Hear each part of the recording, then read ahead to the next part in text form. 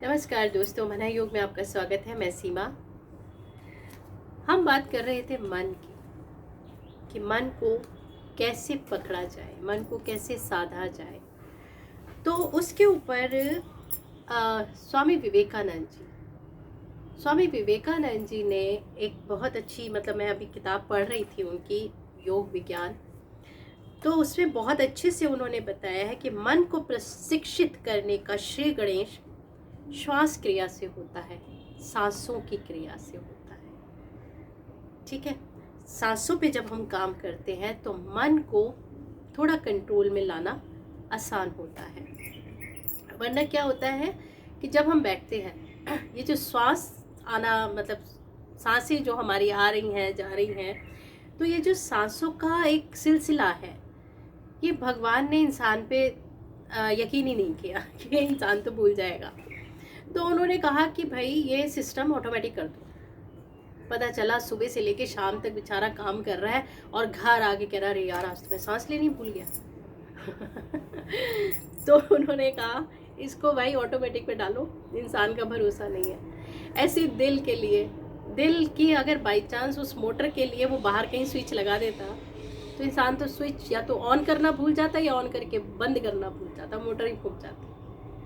जैसे घरों में होती है ना कि स्विच ऑन करके भूल गए जी, मोटर फूक गई, और या फिर ऑन करनी रहे भूल गए, तो दिल तो अंदर बैठा रह जाता है कि भाई मैं क्या करूं। तो भगवान ने दो चीज़ें तो इतनी बढ़िया कर दी, मतलब है तो हमारे शरीर में बहुत सारी चीज़ें ऐसी जो अपने आप हो रही हैं, बहुत सारी चीज़ें हैं। ये जो पलक झपकना है ये हम नहीं झपक रहे, अपने आप थोड़ी देर बाद जब आइज़ को रेस्ट देना होता है तो पलक झपकती है। कोई प्राण जो हमारे इसके पीछे काम कर रहे हैं, बहुत गूढ़ विज्ञान है। उबासी लेना, जब हम उबासी आती है या कह लो कि जब नींद आने लगती है तो हम मुंह खोल के जो वो उबासी ले रहे हैं, वो सिस्टम अंदर से हो रहा है, वो हमारा शरीर कर रहा है। बॉडी डिमांड कर रही है कि अब सोना है या ब्रेन को ऑक्सीजन चाहिए। हम इतना अपने कार्य में मशगूल होते हैं कि हमें इन चीज़ों का ध्यान ही नहीं रहता। और मन ऐसा है कि हम बैठ गए आंखें बंद करके और सांसों पे ध्यान दे रहे हैं, तो कुछ देर तो पता चला ये शरीर यहाँ है, ये श्वास भी यहाँ है और देखने वाला भी यहाँ है, और थोड़ी देर में मन भाग गया कहीं और। ना उसको वीज़ा चाहिए ना उसको पासपोर्ट चाहिए, वो इंटरनेशनल ट्रिप करके भी आ जाता है। शरीर से हम वहीं बैठे रहते हैं, अपने क्रियाकलाप कर रहे होते हैं। तो हमें मन को भी आदत डालनी। वो जब देखेगा कि आप रोज़ाना एक प्रैक्टिस कर रहे हैं, रोज़ाना आप बैठ रहे हैं, तो मन को कुछ दिन में आदत पड़ जाएगी कि यार अब यहीं टिकना है।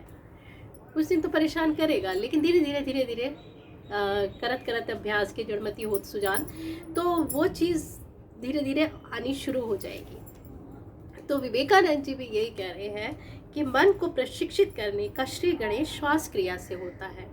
नियमित श्वास प्रश्वास से शरीर की दशा समन्वित होती है। शरीर को एक तो जैसे हम डेली अगर हम प्रैक्टिस करेंगे तो शरीर बैठेगा, और बैठने में आपको धीरे धीरे वो व्यवस्थित होना शुरू होगा।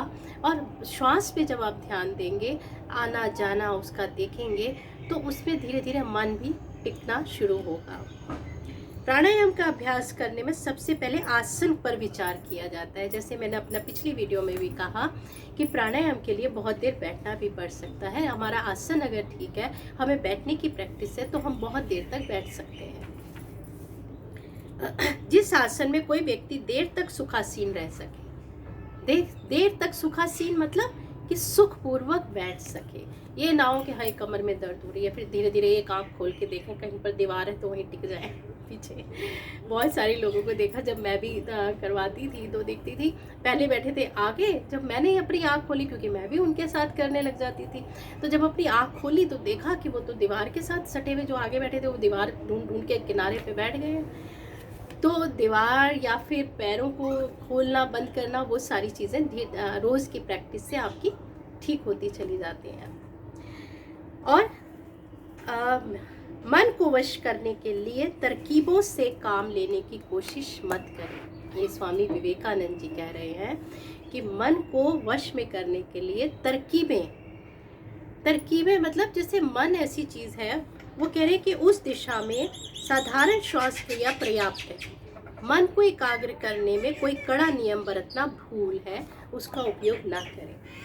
अब नियम बरतने में ये हो जाता है कि कभी कभी तो ऐसा होता है कि वो जब हम बहुत ज़्यादा कड़े नियम उसके ऊपर लागू करते हैं तो या तो वो आज्ञाकारी बन जाएगा और या फिर उस चीज़ से इतना दूर भाग जाएगा कि फिर आप कुछ भी करते रहो वो आपके काबू में नहीं आएगा। तो उस पर काम करने के लिए यूपी में कहावत कही जाती थी, बहुत ज़्यादा मैंने सुनी है ये कहावत अपने माता पिता के मुंह से, कि धी मारी बहू समझाई। धी मतलब लड़की, तो कहा जाता है कि भाई लड़की को मारा या लड़की को डांटा गया तो बहू की समझ में आ गया भाई हमें ऐसे चलना है।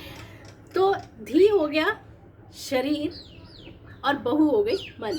मतलब मैं जिस तरह से समझी थी तो मुझे ये होता था कि धी मारी मतलब इस शरीर को वो करो, शरीर के ऊपर काम करना शुरू कर दो, तो बहू को समझ आ जाएगा, मन को समझ में आ जाएगा कि भाई टिकना है।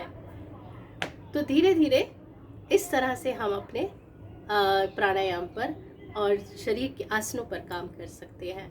अब आसन करने से पहले क्या होना चाहिए और प्राणायाम से पहले क्या होना चाहिए वो हम बात करेंगे अगली वीडियो में। तब तक के लिए बाय बाय।